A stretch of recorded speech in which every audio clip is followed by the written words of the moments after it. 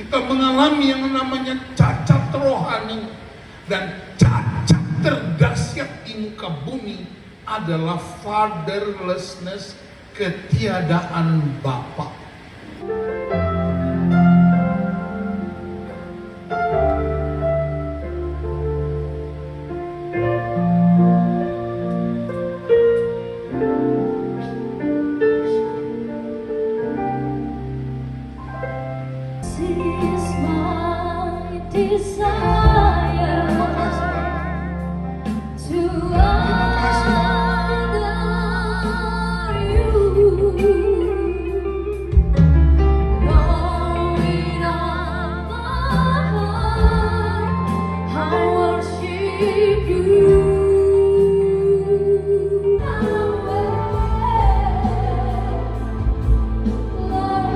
Bagaimana gereja memperlengkapi generasi-generasi baru untuk memberitakan Injil Kerajaan Allah. Roma 8 ayat 14 dan 15. Semua orang yang dipimpin Roh Allah adalah anak Allah. Sebab kamu tidak menerima roh perbudakan yang membuat kamu menjadi takut lagi, tetapi kamu telah menerima roh yang menjadikan kamu anak Allah. Oleh roh itu kita berseru, ya Aba, ya Bapa. Saudara-saudara, perhatikan ayat ini. Katakan semua orang. Semua orang, katakan semua orang. Yang dipimpin Roh Allah adalah anak Allah. Sebab kamu tidak menerima roh perbudakan yang membuat kamu menjadi takut lagi, tetapi kamu telah menerima roh yang menjadikan kamu anak Allah. Oleh roh itu, perhatikan huruf besar roh itu, kita berseru, ya Aba, ya Bapa. Kamu tidak takut lagi akan ancaman maut. Kamu tidak takut lagi akan masa depanmu. Kamu tidak akan takut lagi atas intimidasi pihak-pihak lain. Kamu tidak akan takut lagi terhadap kebutuhan-kebutuhan hidup sehari-harimu. Kamu tidak akan takut lagi karena roh Allah jauh lebih hebat dari roh dunia ini. Amin. Siapa yang masih takut? Tidak ada. Tidak takut. Ibu-ibu semua yang datang sini, suamimu ada di mana?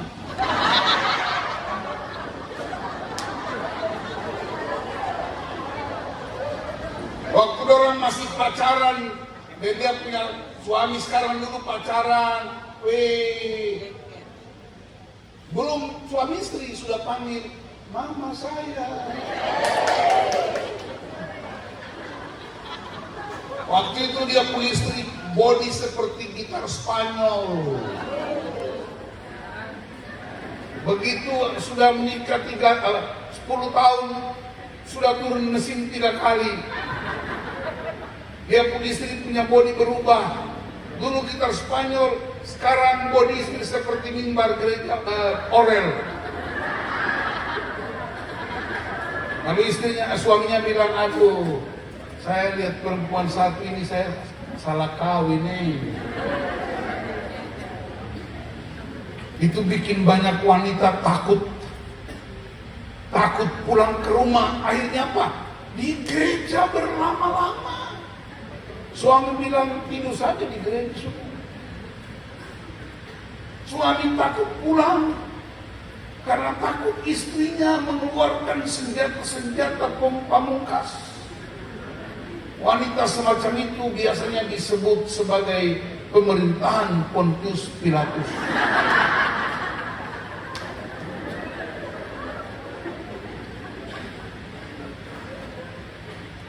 Roh perbudakan, diperbudak dengan kebiasaan-kebiasaan buruk, dengan kuasa-kuasa kegelapan. keinginan untuk mendapatkan sesuatu dengan cara yang tidak benar. Itu roh-roh yang mengikat.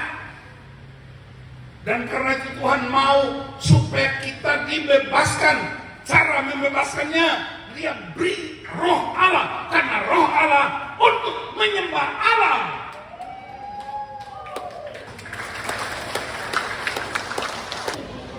Jadi kita diciptakan Tuhan untuk menyembah Allah. Bilang amin. Karena engkau punya roh Allah. Ayat itu Rasul Paulus menggunakannya untuk meyakinkan orang-orang di kota Roma, kepada orang-orang di Toraja, orang-orang di Kendari, orang-orang di Pomala, orang-orang di Tanimbar, kamu dapat roh Allah. Bilang amin. Karena roh Allah itu menghancurkan roh perbudakan yang membuat kamu tidak berdaya. Dan itulah sebabnya engkau disebut anak Allah. Kerajaan Romawi itu punya undang-undang. Anak laki-laki yang berhak mewarisi seluruh kekayaan keluarga. Setiap keluarga harus punya anak laki-laki. Bagaimana kalau tidak punya anak laki-laki? Maka keluarga itu harus mengadopsi anak laki-laki dari keluarga yang lain. Namanya upacara mansipatio, pertukaran. Saya kasih contoh, Pak Peter sudah punya anak berapa? Istri berapa? Mesti konfirmasi toh? Mari. Jadi saya dengan Pak Peter ini kawan baik. Ini contoh. Memang kamu baru berkawan di sini. Contoh saya. Ini orang Samil. Ini orang Tanimbar, tapi tinggal sama-sama di Kendari. Saya punya anak. Bapak punya anak. 2 laki-laki dan perempuan. Laki-laki dua-dua. Saya juga laki-laki dua-dua. Jadi itu udah cocok.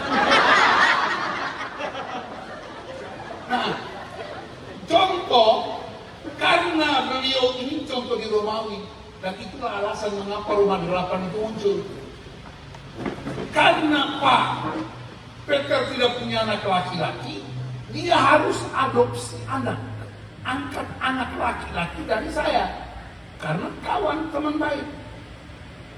Lalu panggil panitra, namanya Pak Edro, untuk catatan notaris. Panggil 7 orang saksi, karena 7 itu memberi kesaksian bahwa upacara mansipatio ini sah menurut undang-undang yang berlaku. Kenapa 7 orang? Karena 7 angka sempurna. 3 tambah 4. Tritunggal tambah 4 penjuru mata angin. Itu kepercayaan orang Yahudi. Jadi 7 di Alkitab itu angka sempurna. Kalau orang main judi di Kendari ini, angka berapa yang sempurna? Hah?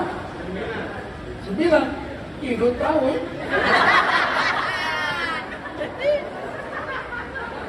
Berarti memang ternyata masih banyak yang suka main judi ya.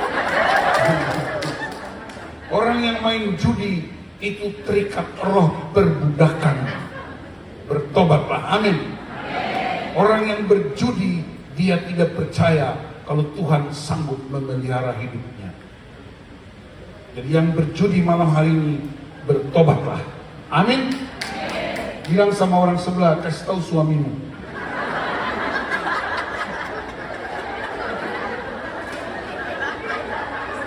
Ini pada penyelenggaraan iman, jadi dong tegang-tegang.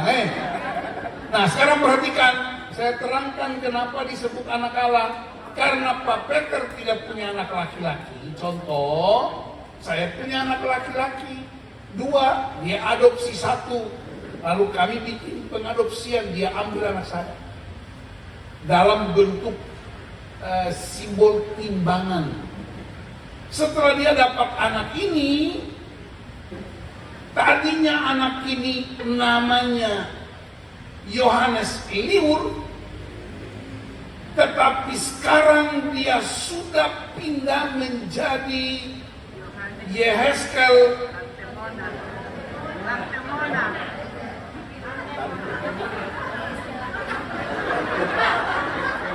Lantai putih.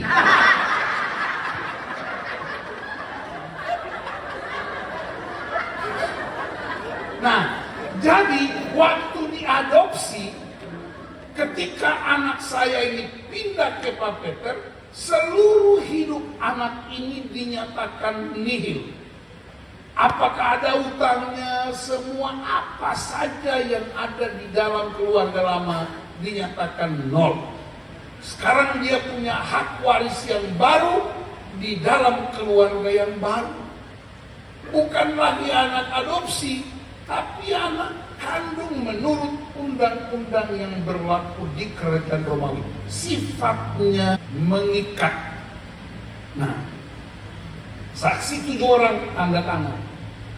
Suatu ketika, supaya ketika istrinya mungkin melahirkan lagi anak laki-laki, ya, kalau anak laki-laki yang baru lahir itu, dia tuntut hak sebagai anak sulung, saksi-saksi maju bersaksi bahwa anak pertama itu yang sah, kamu anak kedua, supaya tidak terjadi perebutan kekuasaan. Itulah sebabnya Kaisar Claudius mengangkat Nero. Kaisar Claudius itu punya anak perempuan namanya Octavia, cantik sekali. Claudius tidak punya anak laki-laki. Tapi supaya ada kaisar baru yang menggantikan Claudius, dia angkat seorang anak di Roma namanya Nero. Dan ketika Nero diangkat jadi anak Claudius, dia berhak jadi kaisar. Waktu Nero jadi kaisar, dia lihat Octavia ini cantik, ini dia punya saudara kandung ini walaupun anak angkat. Dia kirim rancangan undang-undang ke Senat Roma supaya mengubah undang-undang. Anak angkat boleh kawin dengan saudara angkat. Itu yang disebut perkawinan incest. Kawin dengan saudara kandung. Makanya Nero itu kejahatannya melebihi orang Sodom dan Gomora. Sehingga ada dosen saya orang Belanda dan saudara, dia bilang, kalau saya masuk surga dan ada Nero di sana, saya mengundurkan diri. Karena dia begitu marah dengan Nero. Nero itu jahat, sampai ada tetangga saya kasih nama anjingnya Nero. Maka saudara-saudara yang kemungkinan punya anak laki-laki, tolong jangan kasih nama Nero. Nah, dalam peristiwa macam inilah waktu Rasul Paulus sampaikan firman di kota Roma, dia beri gambaran ini. Dulu kamu adalah keluarga lama yang terikat dengan perbudakan dosa dan semua kecemarannya. Sekarang karena Kristus telah mengadopsi kamu, memindahkan kamu ke dalam keluarga yang baru, Kristus menjadi anak sulung, Roma 8 ayat 29, dan kamu menjadi anak-anak Allah. Itulah sebabnya saksinya Roh Allah bersaksi dengan rohmu, dan kamu dapat berkata, ya Aba, ya Bapa. Itu sapaan hubungan dalam Bapa dan anak. Kalau orang di Belanda, ke Belanda-Belandaan, panggil bapaknya papi. Ke Inggris-Inggrisan panggilnya daddy. Ke Betawi-Betawian panggilnya bade. Ke Torajaan-Torajaan panggilnya ambe. Ke Kendari Sulawesi Tenggara ama. Orang Ambon panggil bapak itu papski. Panggil mama itu mamski. Kalau bapak dan mama bakal lain namanya mangki. Jadi sapaan-sapaan akrab untuk menggambarkan hubungan kita dengan Bapa seperti anak saya dengan bapaknya. Anak saya kalau meminta uang, dia tidak perlu datang. Selamat pagi Bapak Pendeta, nuskan liur MTH. saya anakmu, mohon izin Bapak mantan ketua sinode, bolehkah aku minta 5.000 rupiah untuk beli saraba? Tidak begitu kan anak kita. Dia akan datang langsung, tapi dong 5.000. Itu akrab. Nah karena itu hubungan sama Bapak itu jangan terlalu tegang. Karena Bapak bukan hakim yang siap sedia untuk menghakimi orang-orang berdosa. Bapak itu sedang membuka tangannya, menanti datangnya anak-anaknya. Apapun keadaanmu, Bapak menunggu engkau. Itulah sebabnya engkau tidak takut lagi panggil dia Bapak. Karena dia Bapak yang baik. Bapak yang menanti kedatanganmu. Apapun keadaanmu, engkau lari kemanapun, dia tunggu engkau. Sehingga satu ketika Yesus berkata, marilah kepadaku semua anak-anakku yang letih lesu dan berbeban berat, Bapa akan beri kelegaan kepadamu. Amin.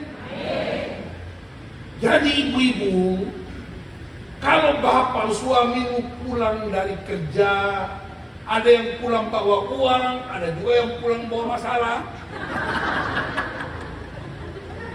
ada yang pulang masih mabok, ada yang pulang masih bau rokok. Kalau ibu-ibu udah pura-pura lewat mencium ini parfum laki-laki atau perempuan. Kalau suami pulang letih lesu lelah, jangan marah dia. Tapi mama buka tangan, marilah kepadaku suamiku yang letih lesu, yang beban berat. Mama akan beri kelegaan kepadamu. Mama masak air panas, bikin kopi susu, beli roti. Itu yang disebut marilah kepadaku. Kenapa begitu? Karena Anda punya roh Bapa. Jangan hakimi suamimu. Karena dia kena panas terik matahari di Kendari ini, dia kena debu. Dia cari uang untuk kebutuhan keluarganya, supaya kau bisa pakai lipstik, supaya kau bisa pakai kutex. Amin. Tapi kalau tidak ada lipstik, makan sirip pinang. Supaya kau bisa cat rambut, 4 warna, sebelah kanan pirang, sebelah kiri itu hijau sedikit, belakang agak sedikit gelap, depannya itu putih seperti burung kakatua. Kenapa Anda dapat dari mana? Uang suamimu, dia dimarahi di kantor oleh seorang bos yang masih muda, tapi dia udah tua, tapi dia harus taat karena bos bicara. Dan kalau dia sudah dapat marah di kantor, jangan kau marah dia lagi di rumah. Karena Amsal berkata, lebih baik tinggal di padang gurun daripada hidup dengan wanita yang cerewet.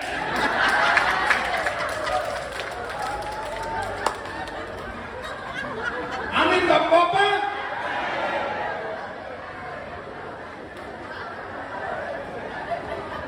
Nanti baca kitab Amsal. Lalu bapak-bapak bagaimana kalau pulang kantor, mama punya mulut itu seperti hidung dengan mulut balapan tiap hari. Mama kalau pegang uang, papa mau makan apa? Tapi kalau uang sudah mulai berkurang, biasa tanggal 1 sampai tanggal 20, itu uang masih agak sedikit lumayan. Begitu 18, 20, sampai 31, bapak-bapak siap di tempat, akan terjadi peluncuran roket-roket yang tidak kelihatan. Itu namanya virus pertengkaran mulai. Pak, kenapa begini? Bapak begini, karena dia nggak bisa pukul bapaknya, dia cubit anaknya nangis. Kasihan itu anak mendapat pelampiasan dari amarah mama karena tidak bisa lawan suaminya. Dan bapak ketika pulang melihat suamimu, istrimu seperti itu, bapak tenang. Terima kasih Tuhan. Sekalipun dia banyak bicara, mulutnya tetap ada di tempatnya. Haleluya.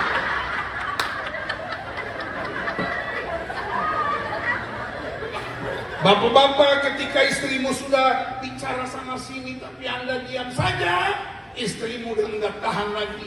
Dia menggunakan sambal, dia pukul kepalamu. Jangan pukul dia.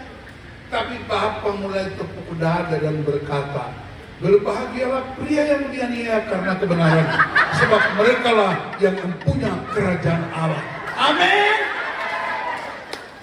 Itu karena engkau punya roh Allah. Tapi kalau wanita dan pria tidak mempraktekkan kebenaran ini, itu namanya roh perbudakan. Dan roh perbudakan datang dari Tante Lucy dan Om Ferry, namanya Lucifer. Di gereja juga mesti sama.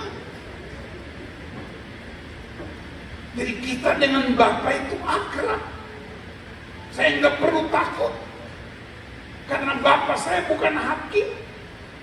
Bapak saya bukan jaksa dan polisi. Bapak saya di surga, bahkan bersedia mati untuk menebus anaknya yang berdosa ini. Itulah penginjilan yang paling dahsyat. Penginjilan yang mengubah karakter, yang memberi tempat yang layak.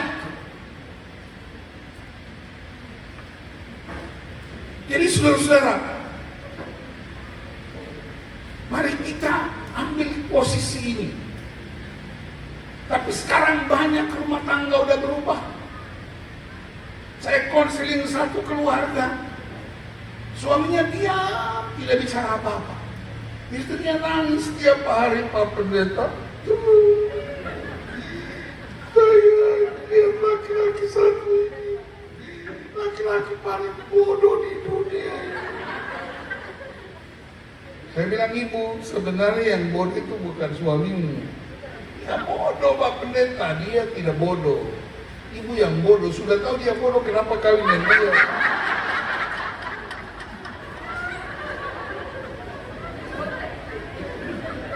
Ya, mau naik kapal yang di atas gelombang yang dahsyat itu, baru hadapi suami. Pagi bilang bini, babi satu ini. Pagi bilang babi, malam tidur puluh babi lagi.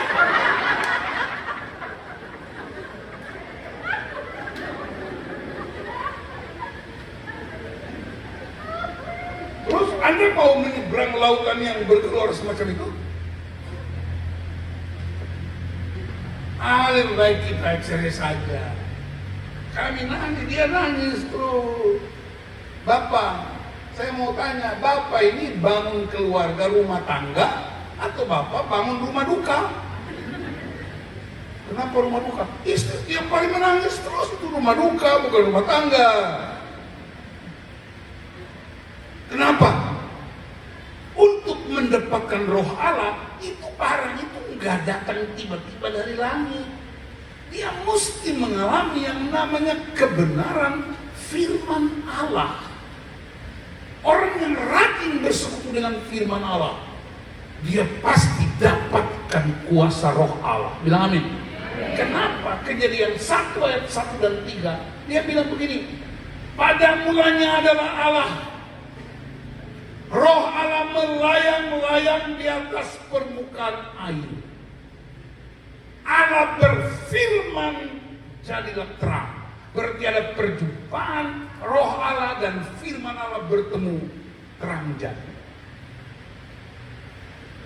Jadi kalau orang hidup dalam firman Allah, maka ketika dia berjumpa dengan roh Allah, terang jadi, rumah tanggamu jadi terang, hatimu jadi terang, suamimu jadi terang, istrimu terang, anak-anakmu terang. Itulah sebabnya Yesus berkata, kamu adalah terang dunia.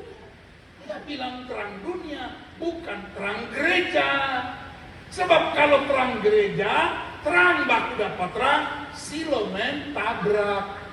Makanya di katung baku dapat di gereja terus, terang ketemu terang. Terang itu pergi menerangi kegelapan. Karena waktu Allah menciptakan dunia, Allah tidak singkirkan gelap. Dia cuma pisahkan terang dari gelap, supaya terang berkuasa atas kegelapan. Makanya kita disebut anak-anak terang. Apanya terang? Pikirannya, hatinya, tindakannya. Ada seorang pendeta di Timur bilang, kalau orang berpikir lain, bicara lain, kelakuan lain, namanya kelainan. Coba lihat kiri kanan, dia kelainan kah tidak?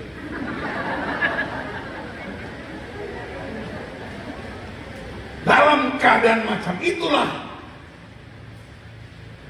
kalau kita jadi punya roh Allah, kita pasti menyebut dia Bapa. Amin. Dan anak-anak yang baik tidak mungkin mempermalukan bapaknya kepada umum. Tapi sekarang bapak-bapak dan ibu-ibu banyak berubah. Tidak lagi menjadi bapak dan mama yang baik. Tiba-tiba mereka jadi polisi. Anak pulang, polisi mulai tanya, "Kau dari mana? Pergi dengan siapa? Ini udah jam berapa ini?" Tugas polisi ialah menyelidiki kesalahan-kesalahan. Jam berapa? Kau dapat matematika berapa? 8, Bapak. Kenapa bukan 10? Bapak kerja setengah mati cuma dapat 8. Istrinya bilang, "Pak, jangan marah dia dulu, kau cuma dapat 4 baru." Tiba-tiba mama berubah jadi jaksa. Jaksa ialah menuntut anaknya. Mulai hari ini mama kan tidak boleh lagi pakai sepeda motor, sita handphonenya, tidak boleh keluar rumah. Jadi anak-anak kita menjadi narapidana di rumah karena bapak dan mama telah menjadi polisi dan jaksa, dan tiba-tiba keduanya menjadi hakim yang memutuskan hari ini tanggal 12 Agustus. Pertama, putus dengan nona itu. Dia orang tua tidak punya apa-apa.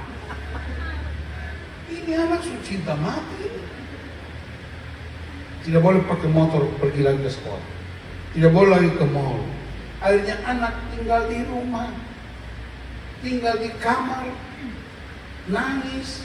Dia buka handphone, dia mulai nonton semua segala macam musiker dan dia punya dayang-dayangnya. Akhirnya anak-anak bilang, "Saya tidak mau ke gereja mama dan bapak karena banyak polisi dan jaksa dan hakim di sana." Anak-anak pergilah ke tempat-tempat lain. Yang rugi siapa? Anda tidak rugi. Kerajaan Allah dipermalukan di bumi. Lalu orang semua lari ke dia punya tete dan nenek. Makanya orang Ambon menyebutnya tete manis. Yesus manis, si sungguh manis. Pergi ke opa dan oma. Lalu opa dan oma mulai manja-manja orang. Tidak lagi kasih disiplin. Anak mulai berontak. Bapak marah, lari ke opa dan oma. Mama marah, lari ke opa dan oma. Akhirnya opa dan oma memberikan pelajaran. Bapa di sorga itu baik sekali. Dan karena itu kalau bikin dosa tidak apa-apa. Akhirnya anak-anak tidak bisa lagi membedakan mana dosa dan mana yang bukan dosa. Karena pengajaran yang salah. Dan kita menanamkan namanya roh perbudakan. Karena itu malam hari ini saya mau pastikan kita punya roh Allah, bilang amin. Yang punya roh Allah boleh lambaikan tangan. Wih, sekarang saya mau tanya, baca Alkitab 1 hari berapa kali? Kalau baca Alkitab 1 hari 1 kali itu kan roh Allah. Itu roh nenek moyang.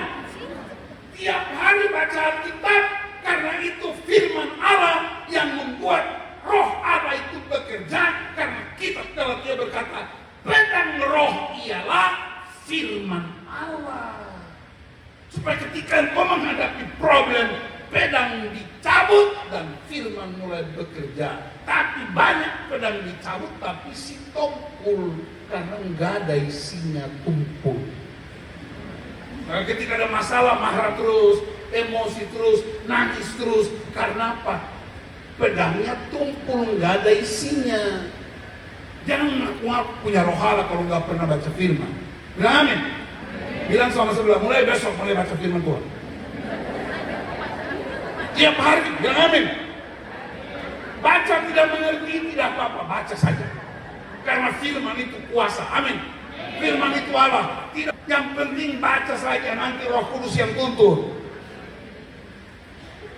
Nah, baru mulai ikut kebaktian wanita, pria, lansia, anak-anak, khotbah di gereja dengar, masuk gereja dengar khotbah, lama-lama kita jadi kuat karena firman Allah dan kita berkata, aku punya roh Allah dan aku layak panggil dia, ya Aba, ya Bapa.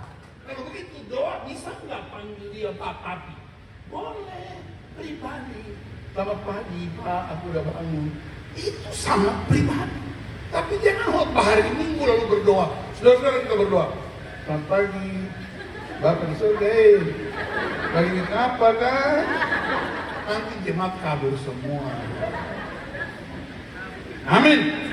Nah, tetapi ada peristiwa yang memilukan.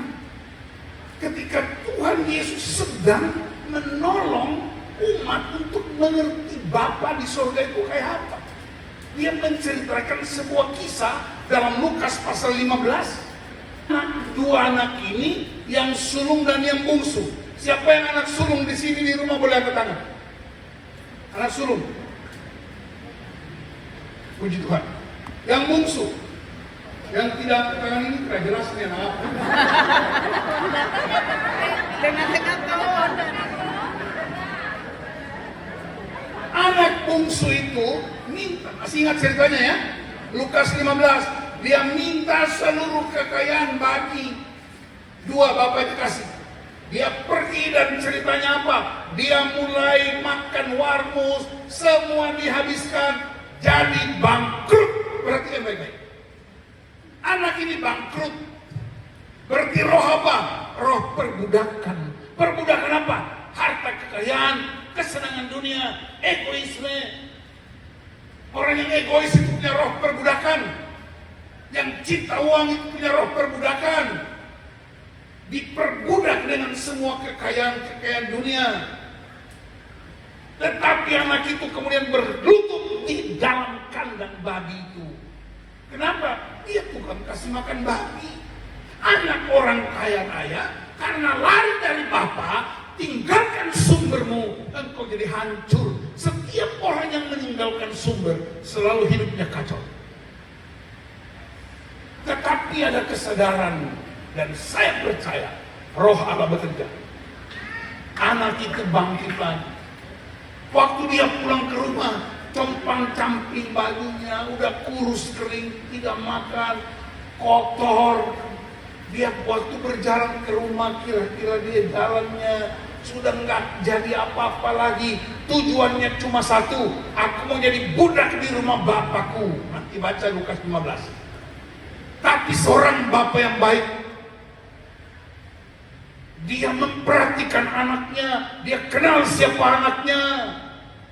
Dia tahu sekalipun tubuhmu berubah, sekalipun bajumu berubah, aku kenal engkau karena engkau anakku. Dan bapak ini lari, jemput anak, peluk dia. Begitu sampai di rumah dia bilang sama pembantu-pembantu, kasih sepatu baru. Budak tidak pakai sepatu, hanya anak yang boleh pakai sepatu. Kasih jubah baru, budak tidak pakai jubah, hanya anak raja yang pakai jubah. Kasih cincin baru, budak tidak pakai cincin, hanya anak perjanjian yang pakai cincin. Potong sapi yang paling tambun itu sama dengan 5 ekor babi. Potong tedong di Toraja. Untuk apa? Untuk pesta. Pesta siapa? Anakku yang gagal dan hancur ini dia pulang. Saya bayangkan kalau itu terjadi di sini, anak pulang sekolah tidak naik kelas. Dia berjalan dengan rapor. Kenapa? Bapak, saya tidak naik kelas. kau pulang. Kurang ngajar, bapak kerja setengah malam. Sama. Saya tidak kenal kau lagi. Hapus kau pun nama. Dan daftar kehidupan orang-orang Toraja. Tapi Alkitab ceritanya beda. Anaknya pulang hancur lebur. Bapak sambut dia. Karena Bapa itu Allah yang mengasihi tanpa syarat. Amin. Anak saya 2, istri saya 1. Anak nomor 2 dia kuliah untuk jadi diplomat. Saya tanya dia, "Anak, kenapa nggak mau jadi pendeta?" Dia bilang, "Pi, tapi kalau pendeta cuma bicara untuk orang Kristen. Tapi kalau dia jadi diplomat, bicara untuk segala suku bangsa." Kalau begitu jadi semua. Satu kali ujian dia itu 3 mata kuliah dapat E. Ini anak pintar. Dia pintar kayak bapaknya. Tapi nilai 3 mata kuliah tahu apa artinya? Artinya bayar lagi kok. Sementara gaji pendeta kan mengharap persembahan jemaat yang 2000 ini. Kau mau pendeta bagus tapi persembahan 2000 saja. Nanti kalau masuk ke mall bawa 100.000, ke gereja bawa 2000. Kalau minta Tuhan memberkati. Kalau saya jadi asisten Tuhan, tak usah kasih orang.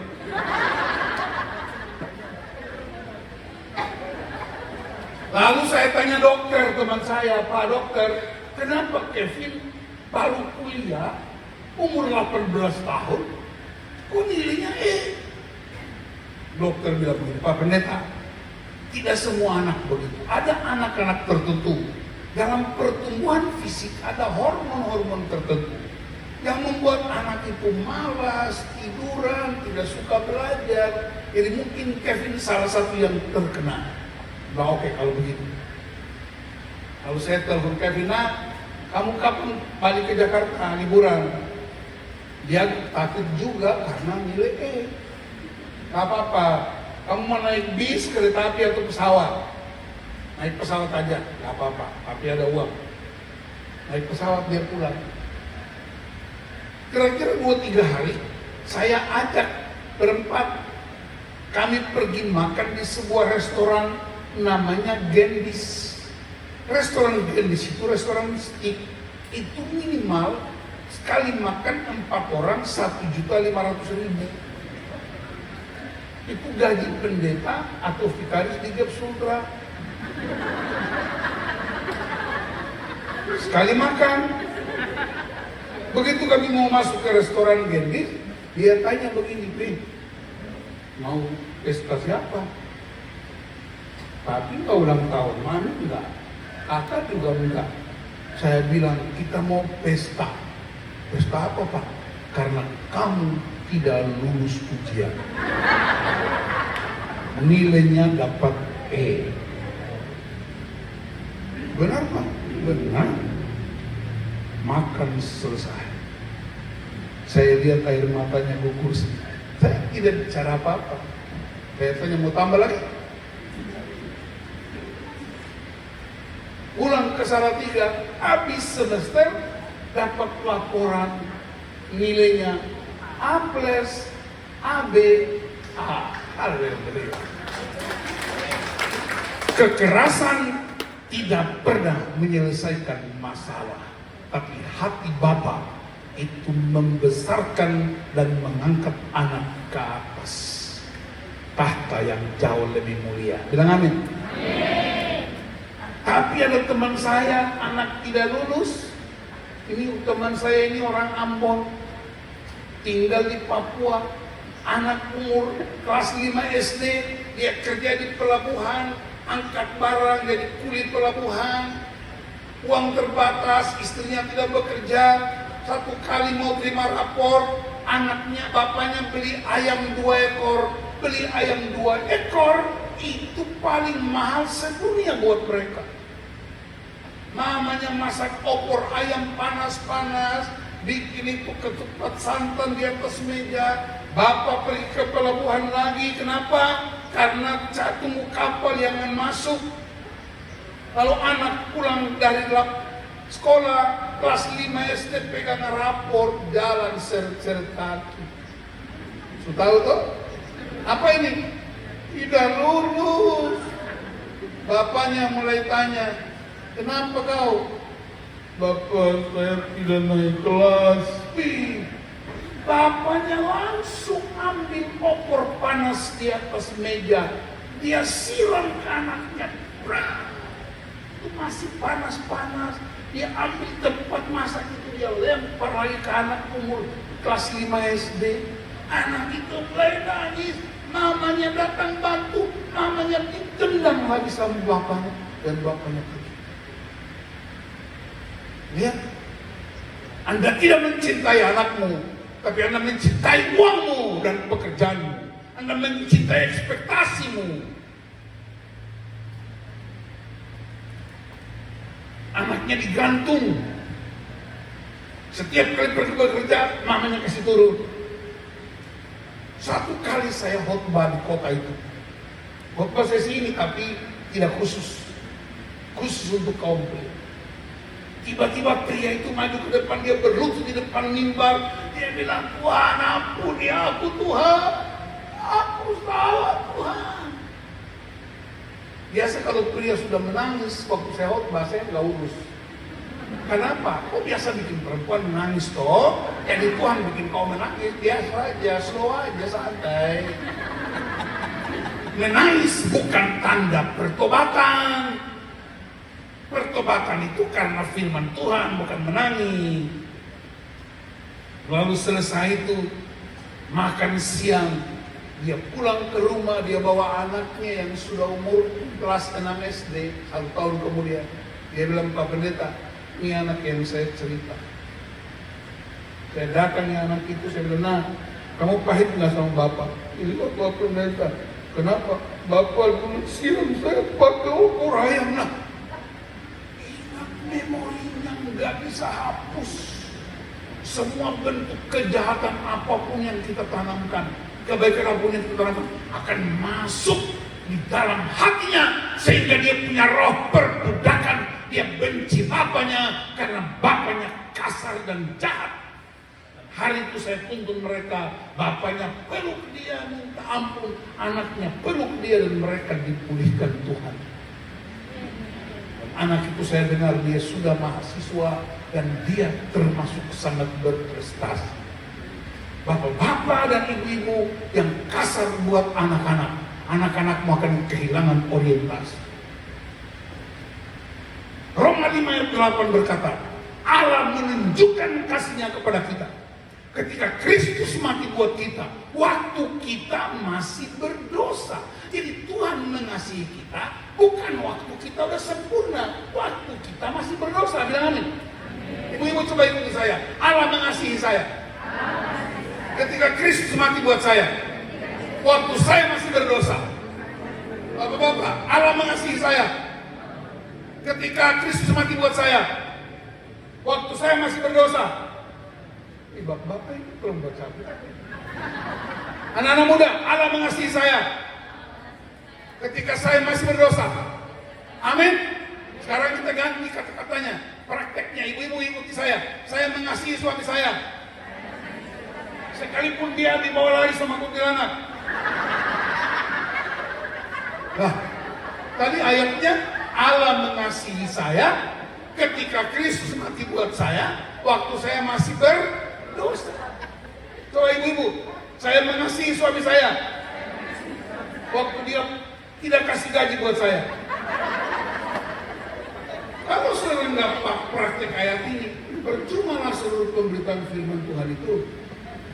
Karena Allah mengasihi kita waktu kita masih berdosa. Bapak-bapak, saya mengasihi istri saya waktu dia masih cerewet-cerewet. Iya, mengasihi yang paling dahsyat namanya unconditional love. Bermencintai di tempat yang tidak layak. Itu yang disebut kekuatan kasih agape. Anak-anak muda, saya mengasihi orang tua saya sekalipun mereka masih berkelahi. Bapak Ibu Pendeta, kami mengasihi majelis kami, sekalipun mereka suka potong gaji. Majelis, kami mengasihi pendeta kami, sekalipun dia malas berkunjung.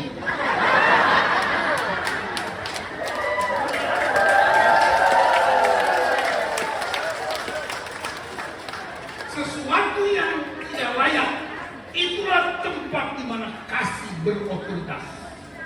Amin. Saya mengasihi istri saya waktu dia masih langsing, sampai bodinya seperti mimbar gereja orang Tabora. Tetap saya mengasihi dia. Amin. Karena Yesus tidak pernah mengubah kasihnya apapun keadaanku. Dan itulah kasih Bapa di sorga. Bilang amin. Kalau kita praktekkan ini, Anda adalah generasi, anak-anak muda kita akan menyatakan kasih Bapa untuk kota ini. Dan Anda gak usah khawatir. Nah, saya mau tutup khotbah ini. Ajak Bapak Ibu kita saksikan sebuah klip. Bapak Ibu beberapa sudah pernah nonton, anak-anak muda mungkin sudah nonton. Saya putar lagi. Seorang pria namanya Dickie Hoyt, orang Amerika, tinggal di Hawaii. Anaknya namanya Ricky Hoyt. Anaknya ini cacat ganda. Tahu cacat ganda? Seluruh tubuhnya itu nggak berfungsi dengan baik, tidak bisa bicara, tidak mendengar. Jadi begini kira-kira duduknya. Kalau di Indonesia masuk panti asuhan, tapi karena bapaknya seorang prajurit, orang Amerika, bapaknya pensiunan, anaknya ditaruh di sebuah ruangan di rumah mereka dan dibikin televisi khusus memutar acara olahraga. Supaya apa? Supaya otak anak ini dilatih. Jadi tiap hari dia nonton acara olahraga. Bapaknya pulang kerja, lihat dia, belai dia, tepuk pundaknya. Satu kali waktu bapak pulang, bapaknya kaget karena anaknya tunjuk acara televisi, yaitu lomba triathlon. Lomba triathlon itu lomba sekaligus 3 mata lomba, berenang 200 meter, bersepeda 200 mil, dan lari maraton 43 km. Ini lomba triathlon, satu kali lomba 3 ini. Papanya nangis, ya ampun nak, kamu duduk aja nggak bisa. Bagaimana ikut lomba triathlon? Tapi anaknya tunjuk terus. Karena hati seorang bapak, dia mengerti. Bapaknya bikin apa? Dia pergi latihan berenang berkali-kali, latihan bersepeda sampai bermil-mil, latihan berlari pada usianya sudah hampir 55 tahun. Satu kali pembukaan lomba triathlon di Hawaii, sebuah kota kecil, bapaknya datang daftar, yang daftar harus bawa orang yang mau ikut lomba. Tapi satu kota tahu Ricky Hoyt cacat. Panitia bilang tidak jadi. Kami tidak bertanggung jawab. Bapaknya bilang apa? Saya bertanggung jawab. Saya bapaknya. Bagaimana cara engkau bertanggung jawab? Saya sudah beli perahu karet. Saya akan kasih tidur anak saya di atas perahu karet. Saya akan ikat tali di ujung perahu dan satu ujung di leher saya, dan saya akan berenang ganti dia. Saya sudah beli sepeda, taruh tempat duduk di depan. Saya akan taruh anak saya di depan, saya akan bersepeda untuk ganti dia. Dan saya sudah beli sebuah kereta dorong. Dia akan duduk dan saya akan lari ganti dia. Tanda tangan meterai, supaya kalau ada sesuatu, panitia tidak bertanggung jawab. Dan lomba itu terjadi. Seluruh penonton tunggu di stadion. Juara 1, 2, 3 sudah pasang kalung karena selesai. Tapi penonton tidak pergi. Penonton menunggu pasangan Dickie Hoyt dan Ricky Hoyt. 6 jam menunggu mereka masuk garis finish. Saudara,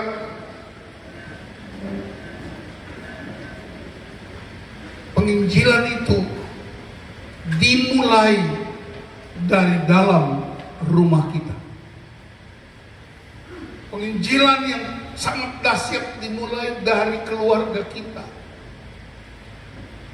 Yesus memulai seluruh pelayanannya dimulai dari sebuah rumah tangga di kota Kana.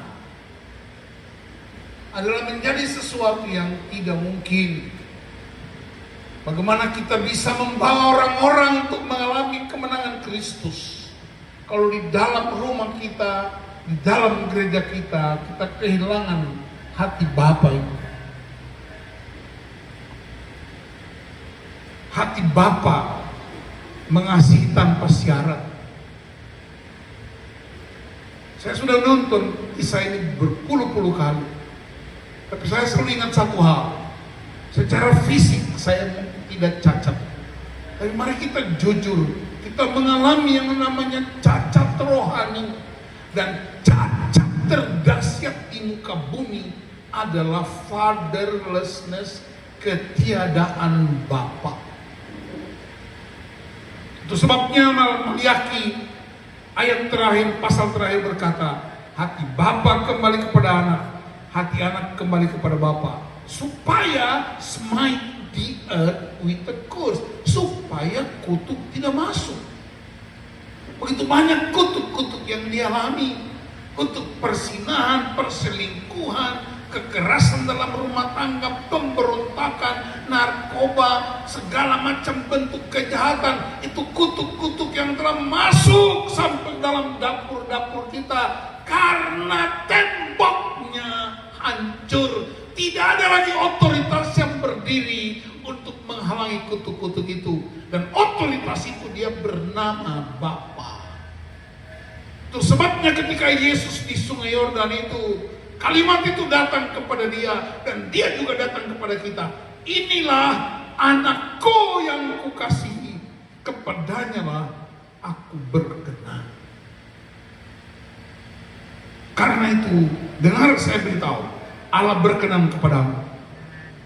Dan kita juga mesti menerima anak-anak kita apa adanya. Boleh tepuk tangan di dadamu.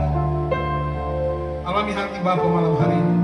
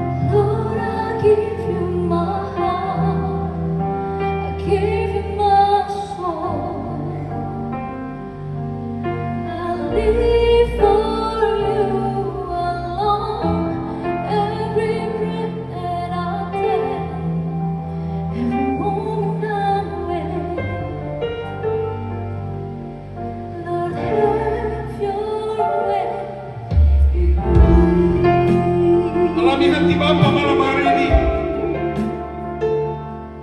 Alami hati Bapa malam ini.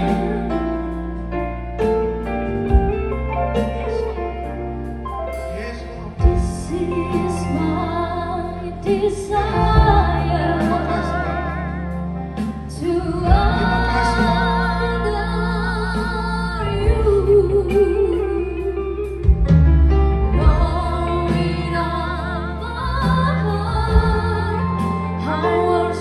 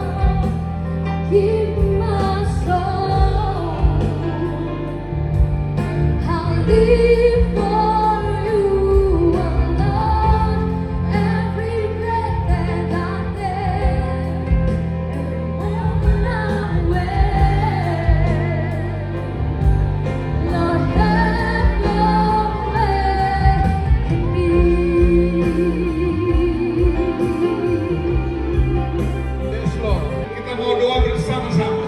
Kita doa di tempat. Kita berdoa di tempat.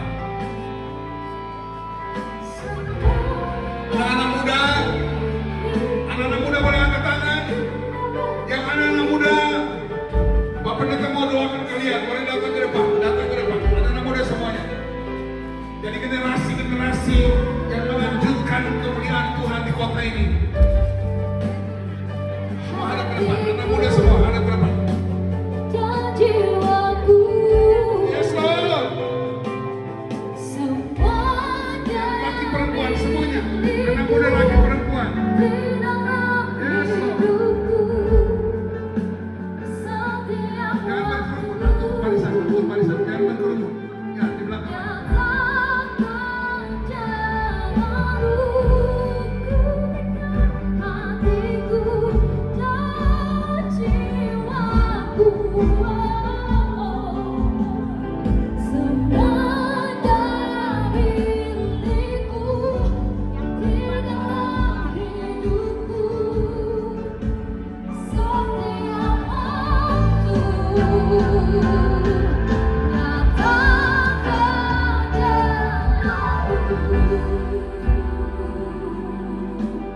Anak muda semua di depan. Pak Pendeta tidak kenal kalian. Boleh tundukkan kepala, tutup mata, jawab dengan jujur. Siapa yang selama ini pahit sama bapaknya dan ibunya, angkat tangan di tempat. Tidak usah malu. Angkat tangan tinggi-tinggi. Angkat tangan tinggi. Mungkin bapakmu kasar, ibumu dengan kata-kata yang kotor. Tapi malam ini, dalam nama Yesus suruh perbudakan dipatahkan. Dan engkau punya hati seorang bapa. Bapa di sorga memulihkan engkau. Engkau menjadi generasi baru untuk melanjutkan Injil Kerajaan Allah. Harus mengubah kota ini. Dalam nama Yesus, Tuhan sembuhkan engkau. Tuhan pulihkan engkau.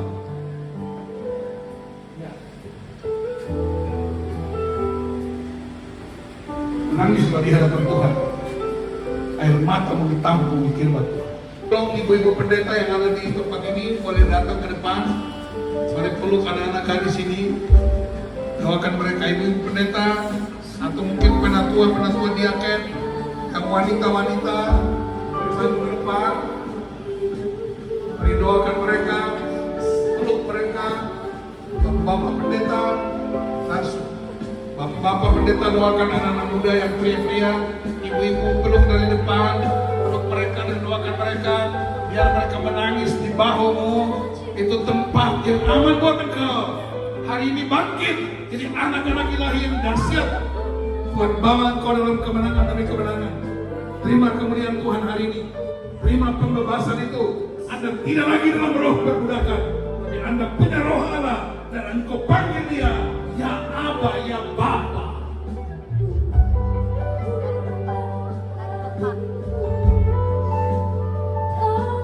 Yes. Terima kasih Tuhan. Hari ini engkau mengaku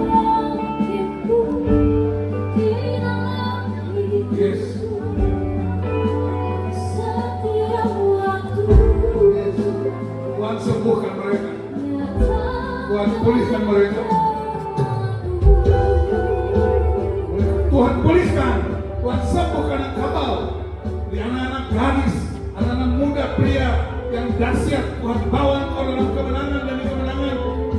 Tidak ada lagi tempat untuk kekerasan. Hari ini kemudian Tuhan menyatakan buat engkau, lepaskan hati Bapa buat engkau malam hari. Yes.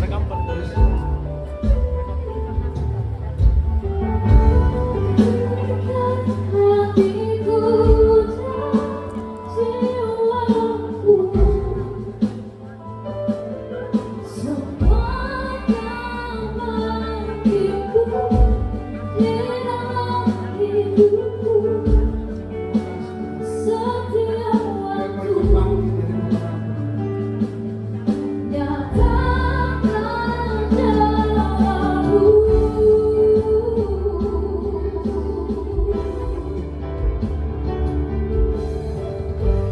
Lord, I give you my heart, I give you my soul,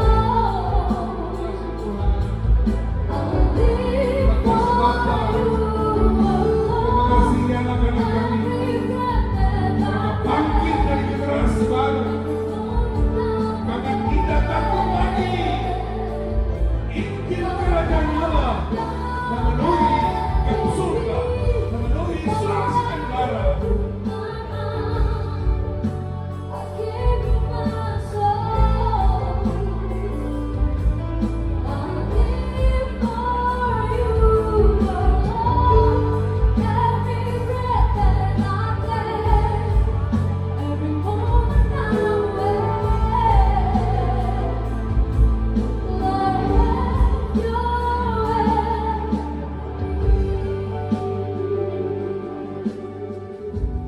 Bapak Ibu, mari kita deklarasikan malam hari ini. Malam ini hati Bapa memenuhi keluarga-keluarga kita. Amin. Hati Bapa memenuhi gereja. Tidak ada lagi kekerasan di dalam rumah tangga. Tidak ada lagi anak-anak yang dihina. Tidak lagi anak-anak yang dihakimi. Dan mereka diterima apa adanya. Seperti Bapa menerima kita apa adanya. Anak-anak kita menjadi generasi-generasi baru yang menancapkan Injil Kerajaan Allah di Jasirah Sulawesi Tenggara. Terpuji dalam Kau Bapa. Ini kami anak-anakmu. Dalam nama Tuhan Yesus Kristus. Haleluya, haleluya. Semua bilang amin. Amin. Kasih kemuliaan buat Tuhan.